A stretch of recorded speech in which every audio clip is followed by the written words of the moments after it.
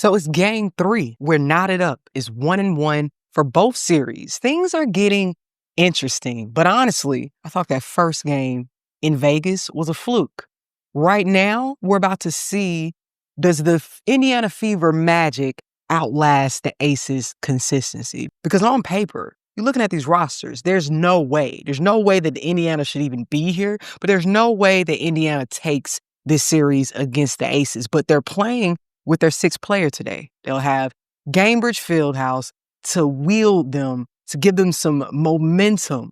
But is it going to be enough when playoff Alyssa Smith is showing up every night? This 18-point performance from Alyssa Smith just set the standard. She's been trending upwards all playoffs. And I'm not saying that she needs to score 18 points for the Aces to dominate during the series, but that absolutely helps. And when she's playing this tremendous, it does so much for the offense and spaces the floor so well for A'ja Wilson. Alyssa scores 18, A'ja scores 25. That means that when Alyssa is scoring in this way, A'ja doesn't have to have a 40-point game. The Aces only had 12 assists in the first game, and that's uncharacteristic when you have players like Chelsea Gray and Jackie Young. In game 2, Chelsea Gray had 10 assists to Jackie Young's 5.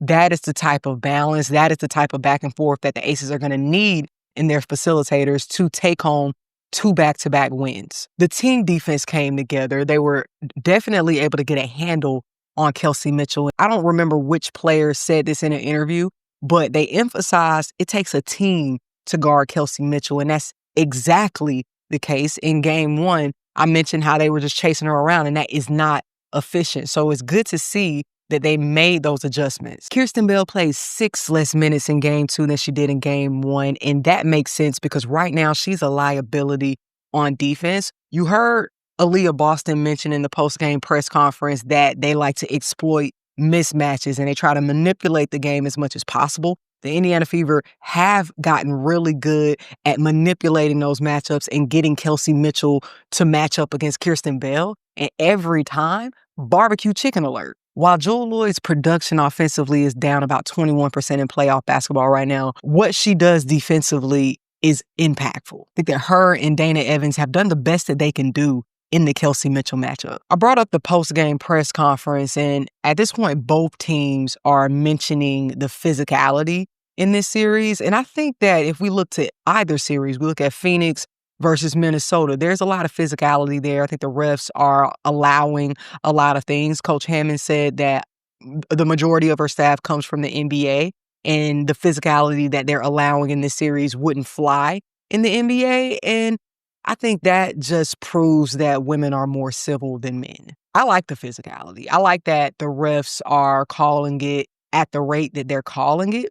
Stephanie White said that it's hard for their team to get in a flow because the rate that they're calling fouls, and I just don't know what she's talking about because the Indiana Fever are the second most fouling team in the league. They average the most fouls, and they also average the most drawn. So they're fouling, and they're getting fouled a lot, and that's been the story of their season throughout the entire season. In playoff basketball, teams are averaging around 17, a little over 17 fouls, and for this regular season, teams were averaging about 16 and a half. So there isn't a large jump in the amount of fouls each team is receiving or how many fouls are being called per game. I think that in post-game press conferences, the Indiana Fever have just made it a point to make polarizing statements for the media to pick up on. I think that this second game, they just were beat at their own game. They just got out physicaled. I don't know. They just got out aggressed.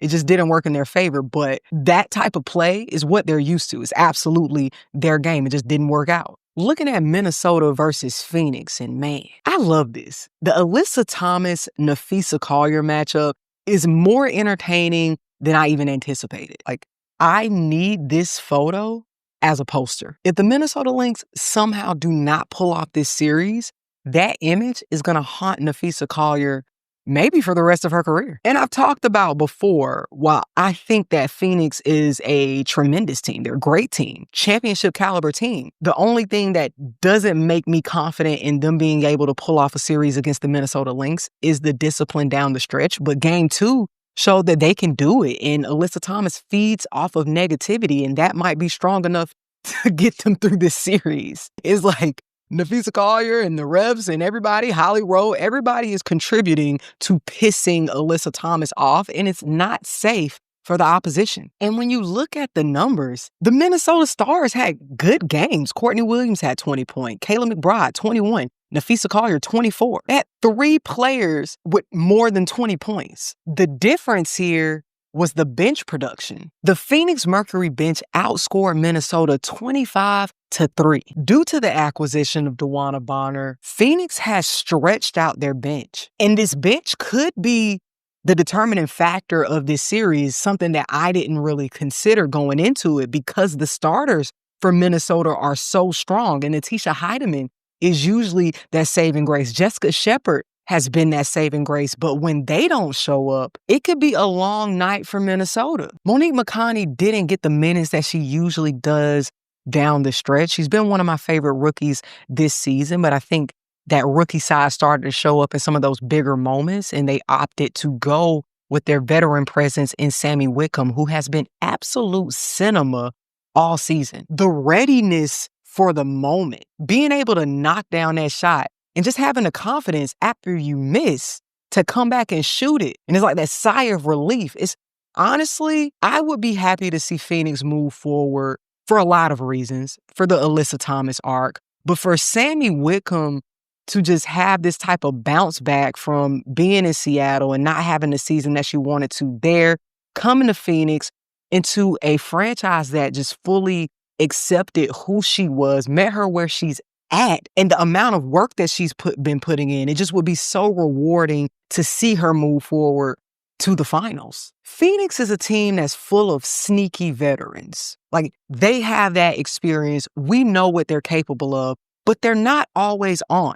I see that in DeWanna. I also see that in Kahleah Copper, who can miss every shot in the first half of the game. But somehow, down the stretch, when you need a big bucket, Kahleah Copper is there. And she also is a solid defender as well. So I think that the bench is really going to be the X factor for Phoenix. And now they're going back to Phoenix with a very strong audience. The Phoenix Mercury, one of the best fan bases in the league.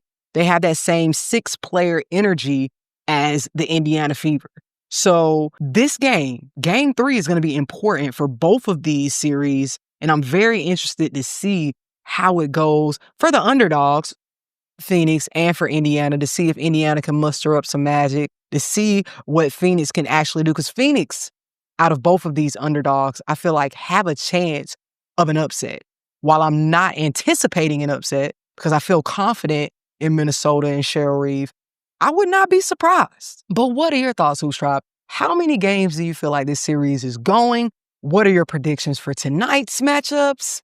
Let's talk hoops.